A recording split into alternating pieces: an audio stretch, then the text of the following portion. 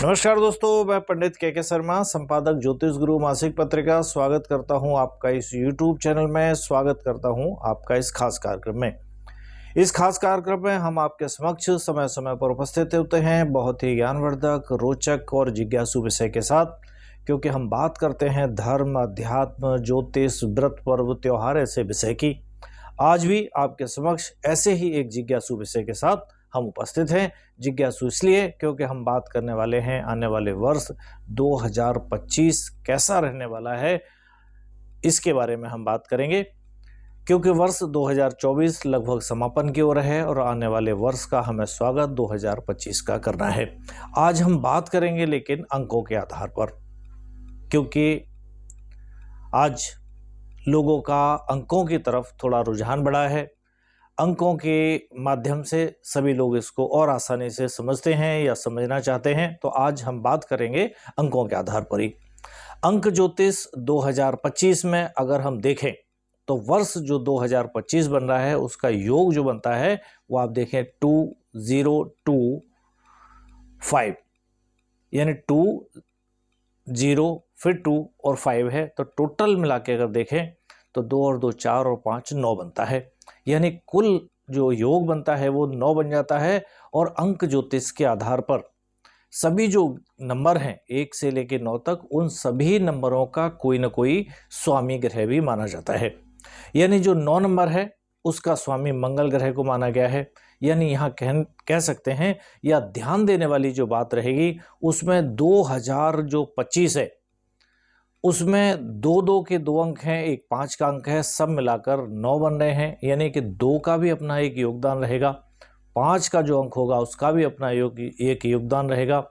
ऐसे में ये कह सकते हैं कि जो 2 नंबर होता है उसका स्वामी माना गया है चंद्र ग्रह, और 5 नंबर को बुध द्वारा रिप्रेजेंट किया जाता है। यानी कुल मिलाकर कह सकते हैं कि जो वर्ष 2025 जो होगा उस पर प्रभाव तो चंद्रमा का भी होगा, बुध का भी होगा, लेकिन फिर भी जो टोटल है उसका टोटल होता है 9। यानी कि हम ये मान सकते हैं कि आने वाला वर्ष 2025 यानी ऊर्जावान होगा। हम इसको ऊर्जावान मानेंगे, साथ ही बुध का अंक भी होने की वजह से इसको संतुलित भी मानेंगे, यानी संतुलित ऊर्जा देने वाला इस वर्ष को माना जाएगा। क्योंकि वर्ष 2025 में अंक 2 जो है वो ज़्यादा बार है, 2 0 2 और 5, यानी 2 बार 2 अंक आ रहा है, यानी 2 की मात्रा इसमें ज़्यादा है, जिसके सहयोग से मंगल का जो टोटल अंक 9 बना है। ऐसे में चंद्र मंगल की एक युति भी बनी, यानी चंद्रमा का भी अंक है उसमें और टोटल मिला के मंगल का भी अंक बन रहा है। तो कह सकते हैं कुछ मामलों में ये युति बहुत अच्छी मानी जाती है, कुछ एक मामलों में थोड़ी सी खराब भी मानी जाती है। क्योंकि ये जो युति होती है या चंद्रमा का प्रभाव अधिक होने की वजह से ये व्यक्तियों को भावुक करने वाली मानी जाती है। अंक ज्योतिष में 2025 जो रहेगा वो कह सकते हैं कि आपको भावनात्मक संतुलन बनाने का काम कर सकता है। हालांकि इसके बीच अनुकूल बात ये रहेगी, क्योंकि इसमें अंक 5 भी है, तो इस 5 अंक के प्रभाव से कह सकते हैं इस वर्ष संतुलन देने वाला वर्ष कहा जा सकता है। यानी इस वर्ष लोग मंगल के कारण उन्मादी भी होंगे, धर्म कर्म और जातियों के नाम पर किसी तरह के विवाद भी हो सकते हैं, अदालत या सरकारें कुछ ऐसे निर्णय भी ले सकते हैं जिनके कारण लोगों की जो भावनाएं वो कहीं आहत ना हो।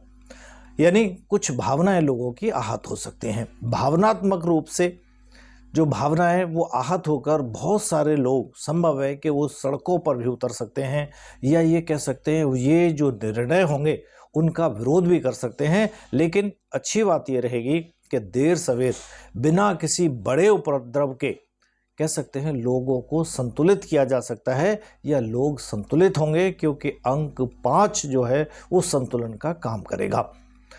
इस साल यानी वर्ष 2025 में जो युवा वर्ग होगा उसके अंदर आक्रोश की भावना उसको बढ़ावा दे सकता है। यानी वर्ष 2025 का टोटल जो 9 बन रहा है, 9 के कारण मंगल के प्रभाव के कारण जो युवा वर्ग होगा, जो युवा होंगे उनके अंदर किसी तरह से आक्रोश की भावना इस वर्ष भड़क सकती है। विशेषकर जो बेरोजगार युवक होंगे वो हो सकता है कि सड़कों पर भी उतर जाएं, यानी ऐसी स्थिति बन सकती है। ऐसी स्थिति कह सकते हैं इस वर्ष जो सरकारें होंगी उनको ये ध्यान रखना होगा कि युवाओं को ध्यान में रखकर ही नीतियां बनाएं या निर्णय लें, इस तरह का करना काम उनके लिए ज़्यादा अच्छा रह सकता है। इसके अलावा धार्मिक आधार पर भी कुछ निर्णय लिए जा सकते हैं।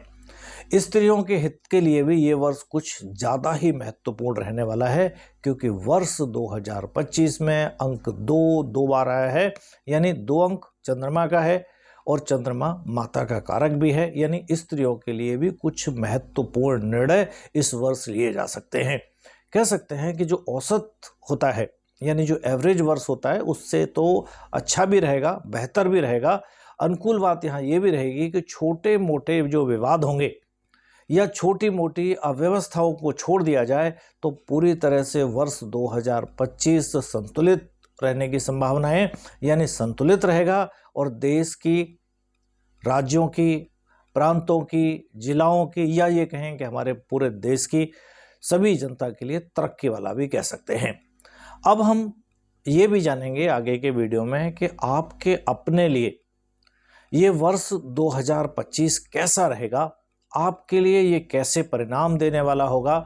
उसके लिए आपको ये समझना होगा कि जिस दिन, क्योंकि अंक ज्योतिष में 2 अंक होते हैं, एक होता है मूलांक और एक होता है भाग्यांक। मूलांक वो अंक होता है जिस दिन आप जन्म लेते हैं, मान लीजिए 1 तारीख, 2 तारीख, 3 तारीख, 4 तारीख, 5 तारीख, इस तरह से कोई भी जो भी आपके दिन की तारीख है वो अंक जो होगा वो मूलांक होगा। अगर मान लीजिए 2 अंकों में है आपका 11 तारीख, 12 तारीख, 13 तारीख, तो उसको जोड़ के जो अंक बनेगा वो आपका मूलांक कहलाएगा।